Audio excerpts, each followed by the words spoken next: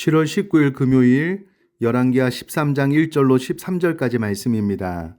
유다의 왕 아하시아의 아들 요아스의 제23년에 예후의 아들 여호아스가 사마리아에서 이스라엘 왕이 되어 17년간 다스리며 여호와 보시기에 악을 행하여 이스라엘에게 범죄하게 한 느밧의 아들 여로보암의 죄를 따라가고 거기서 떠나지 아니하였으므로 여호와께서 이스라엘에게 노하사 늘 아람 왕 하사엘의 손과 그의 아들 베나닷의 손에 넘기셨더니 아람 왕이 이스라엘을 학대함으로 여호아스가 여호와께 간구하매 여호와께서 들으셨으니 이는 그들이 학대받음을 보셨습니다.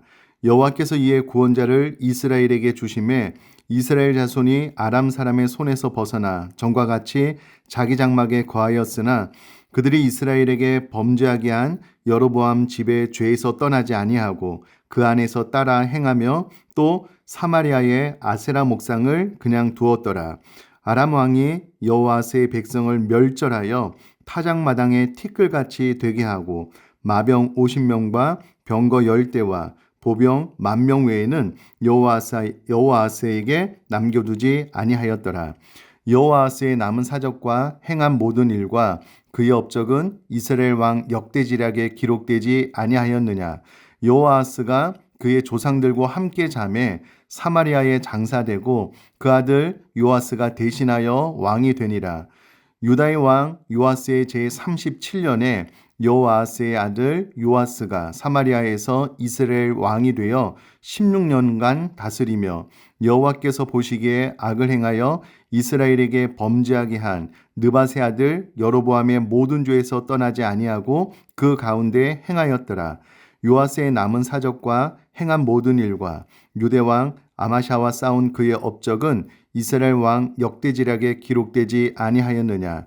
요아스가 그의 조상들과 함께 잠에 이스라엘 왕들과 함께 사마리아에 장사되고 여로보암이 그 자리에 앉으니라. 아멘. 오늘 본문 말씀을 통해서 한 가지 교훈만 좀 집중해서 나누려고 하는데요. 그 전에 우리가 성경을 읽을 때 마치 탐정들이 탐구를 하듯이 집요하게 이것이 문맥상 역사상 또 숫자적으로 맞는지를 유심히 보는 안목이 필요합니다. 만약에 그 안목으로 오늘 본문을 보셨다면 당연히 의구심이 들 만한 한 가지 연대기가 숫자가 맞지 않는 것을 발견하시게 될 겁니다.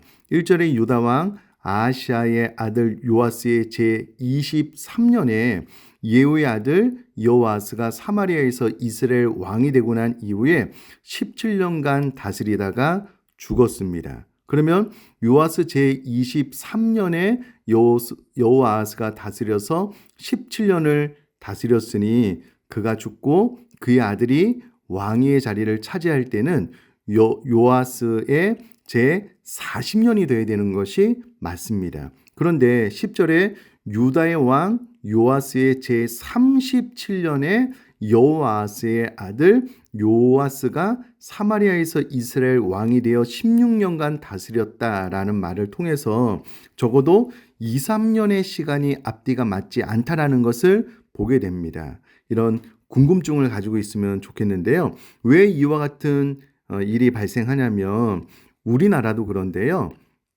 이전에 우리나라는 아이가 태어났을 때에 태어난 날을 기준으로 1살이라고 했는데요. 해외 같은 경우에는 1년이 지나야 1살이다라고 합니다. 이때 당시에 왕이 통치하는 원년 그때를 1년이다라고 이야기를 하기도 하고요.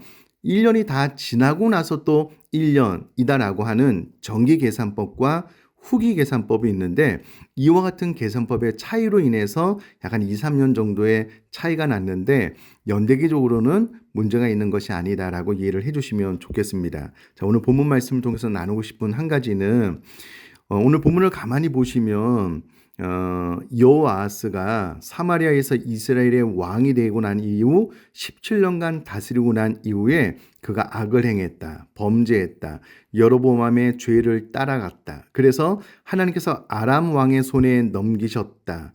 그들이 학대받음으로 간구했고 하나님께서 구원자를 보내주셔서 건져주셨다. 그런데 6절에 또 그들이 이스라엘에게서 범죄하게 한 여로보암 집의 죄에서 떠나지 아니했기 때문에 하나님께서는 아람 왕이 여호와스의 백성을 멸절하게 하셨다라고 기록이 되어져 있습니다.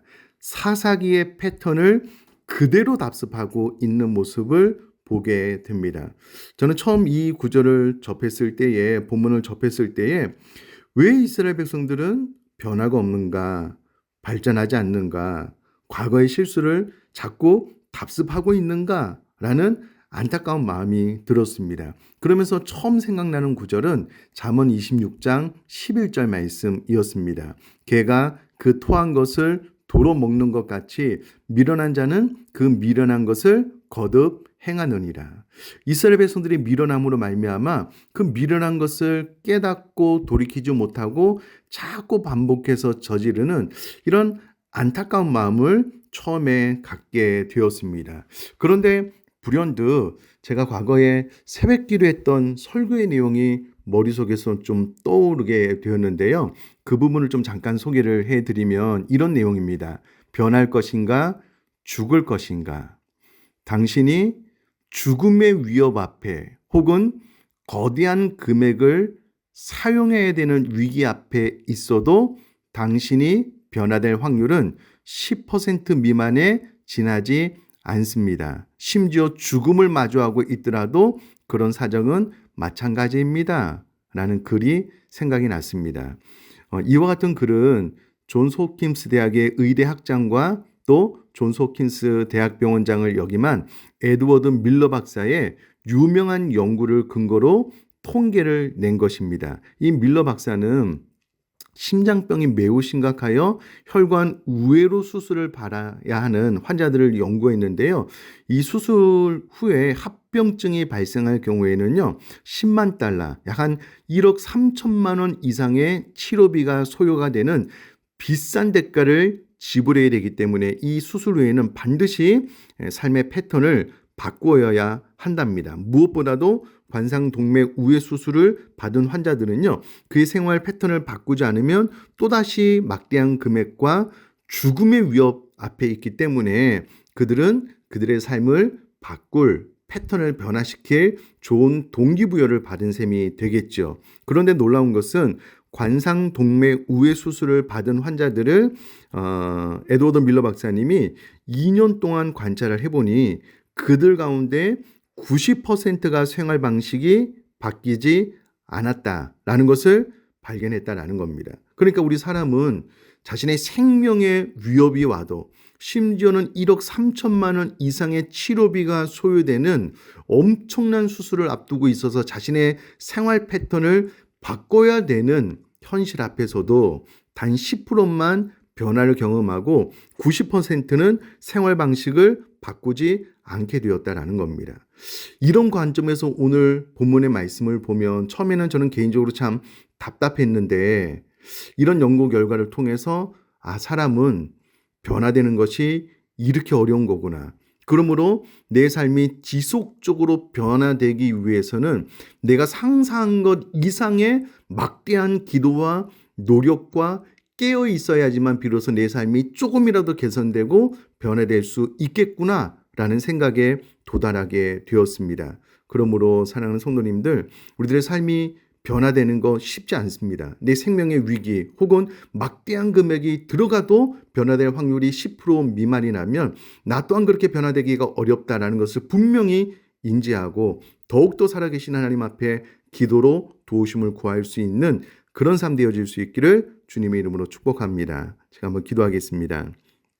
살아계신 하나님 아버지, 여호아하스는 과거의 사사기의 패턴을 그대로 답습함으로 그들이 하나님 앞에 진멸되는 멸절되는 징계를 받았는데 본문 말씀을 통해 우리 사람이 이와 같이 변화되기가 어렵다라는 것을 인지하고 더욱더 하나님 앞에 도우심을 구하며 깨어 저희들의 삶을 교정하기에 최선을 다함으로 저희들의 삶이 조금씩 개선시켜 나아가고 말씀에 입각하여 변화를 경험할 수 있는 은혜를 반드시 허락하여 주옵소서. 감사드리며 예수님의 이름으로 기도드립니다. 아멘.